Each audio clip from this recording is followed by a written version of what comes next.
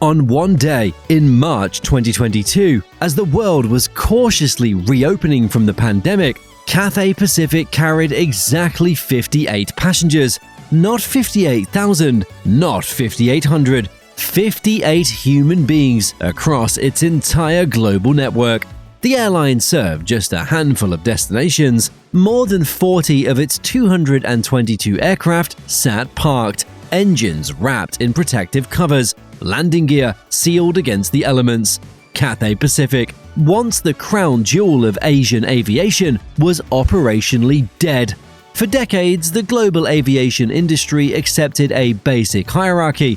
Emirates owned the Middle East superconnector model, Singapore Airlines owned Trans-Pacific Luxury, the American carriers owned domestic volume, and Cathay Pacific was a respected Hong Kong legacy carrier, increasingly squeezed between mainland Chinese airlines growing from below and Gulf carriers expanding from the west.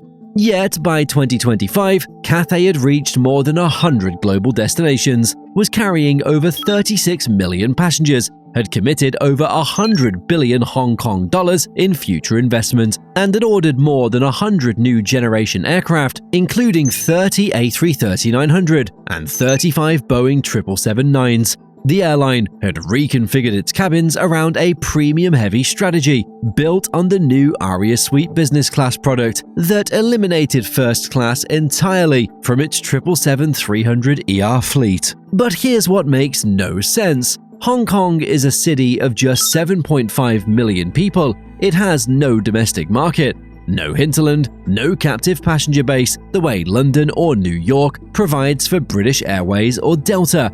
Cathay can't fall back on internal demands during downturns. It operates with zero margin for strategic error. Yet every major carrier in Asia and the Middle East is watching Cathay's rebuild with growing unease.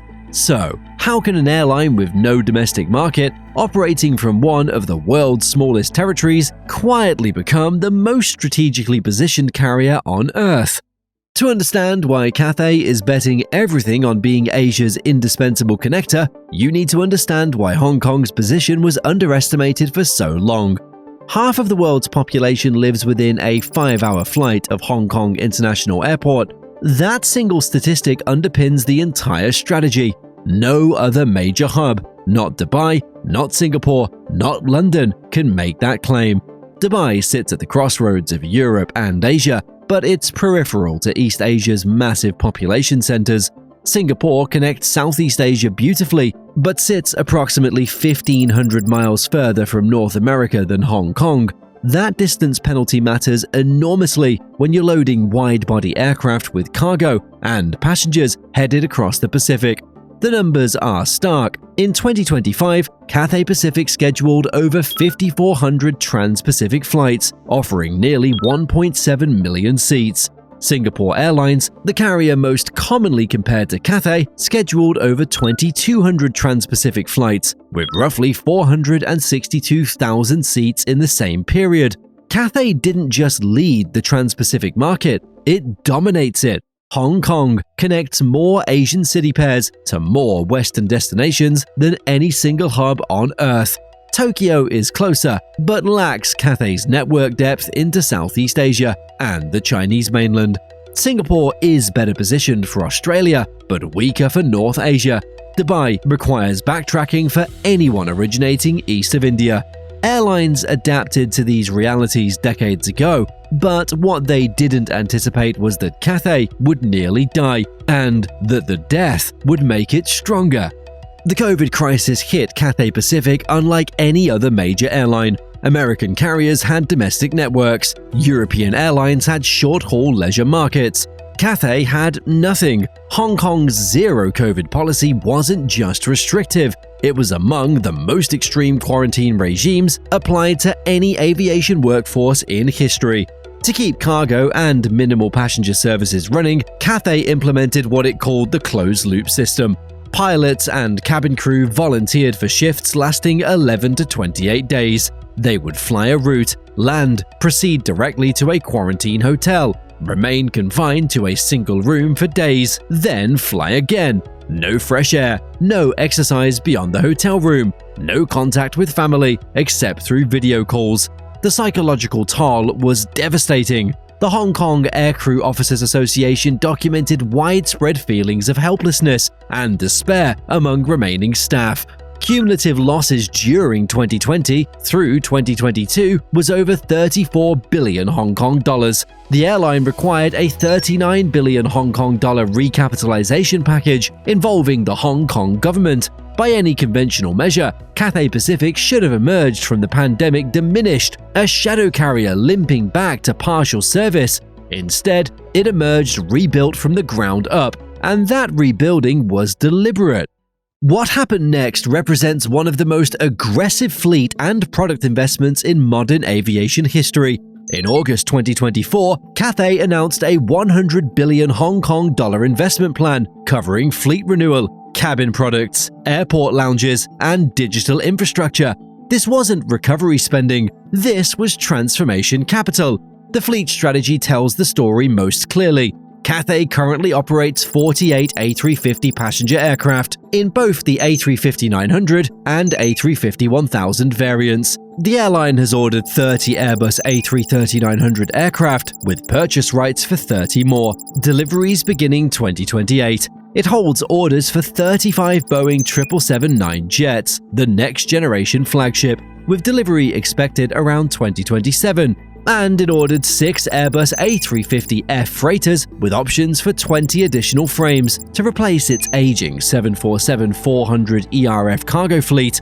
In January 2025, Cathay issued a request for proposals to both Airbus and Boeing for dozens more wide-body jets, signaling a multi-billion-dollar order for deliveries in the next decade. The A320 family remains the smallest aircraft in the group. Every dollar of fleet investment is directed toward wide-body, long-haul, premium-configured capability.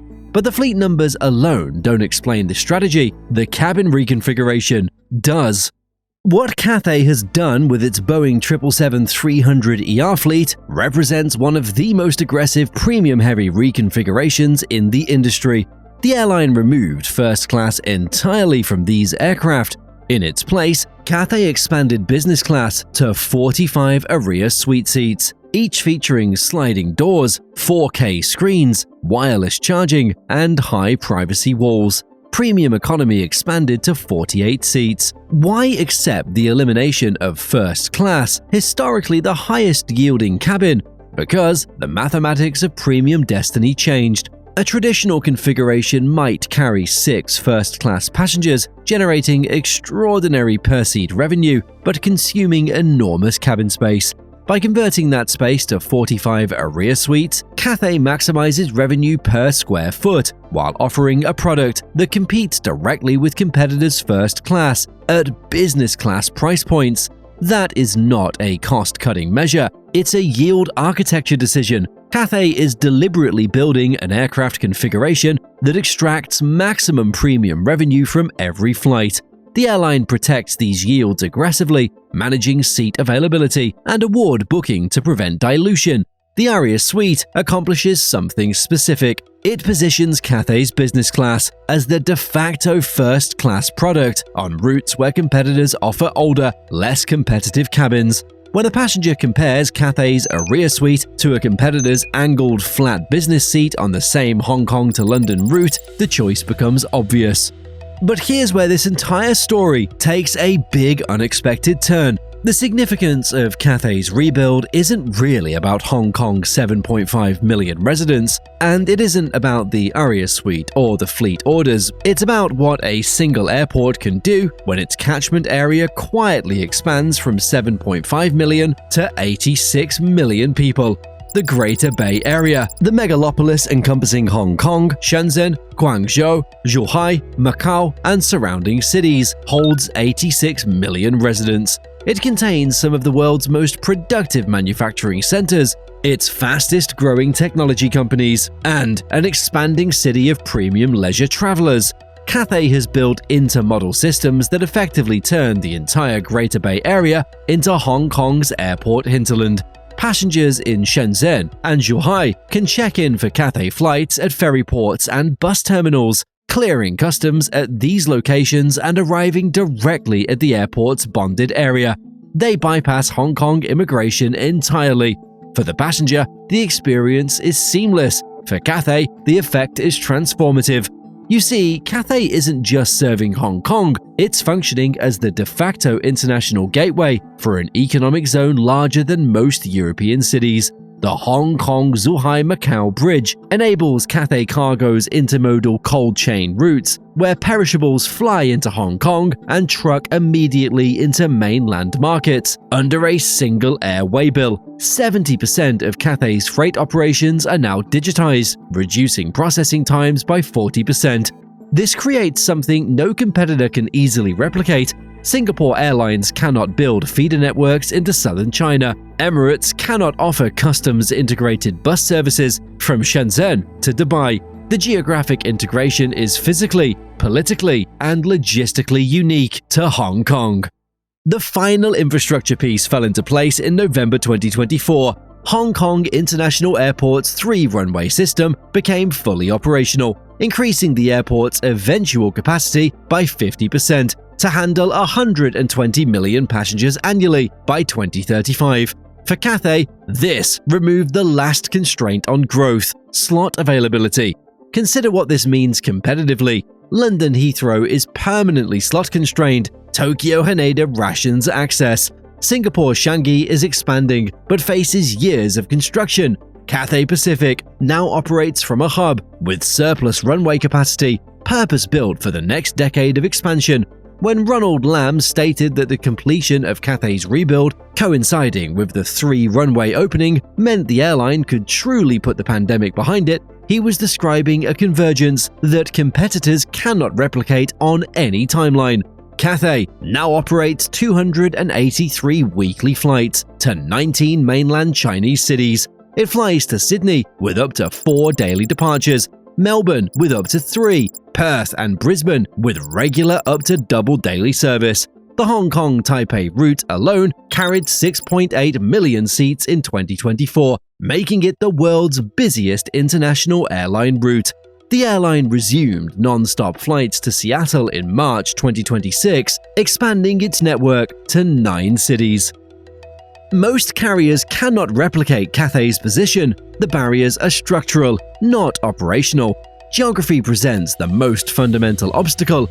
No other hub sits simultaneously within 5 hours of Asia's major population centers, while maintaining the shortest wide-body routing to North America. Singapore is far too south, Dubai is far too west, Tokyo lacks the China connectivity. Political integration presents another barrier. Cathay's upstream check-in system and bonded transport links require bilateral agreements between Hong Kong and mainland Chinese authorities that took decades to establish. Infrastructure timing creates a third barrier. The 3-runway system required over a decade of planning and construction. Competitors facing slot constraints at their home airports cannot manufacture additional capacity quickly. And product investment creates a fourth. Cathay's $100 billion Hong Kong dollar commitment spread across fleet, cabins, lounges, and digital systems represents a comprehensive transformation that would take competitors years to match, even if they started today. The first 777-9 delivery, expected around 2027, will introduce a new first-class Halo Suite product, re-establishing Cathay as the absolute apex of luxury aviation, just as its competitors are still finalizing their own next-generation cabin programs. Yet every Asian and Middle Eastern carrier must now account for what Cathay is demonstrating: the assumption that Hong Kong's relevance was declining due to political uncertainty, and mainland competition is now suddenly vulnerable. Gulf carriers built empires on connecting Asia to Europe through the Middle East. That connection becomes less essential when Cathay offers more trans-Pacific seats, deeper China access, and premium cabins that rival anything Emirates or Singapore can deploy.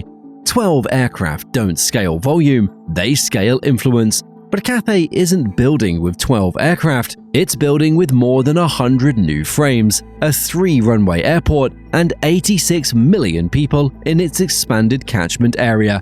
The question isn't whether an airline from a city of 7.5 million can compete with empires built by nations. It's whether the rest of the industry is really paying attention. Hey, before you go, the YouTube algorithm thinks you're going to like this video next, so why not check it out?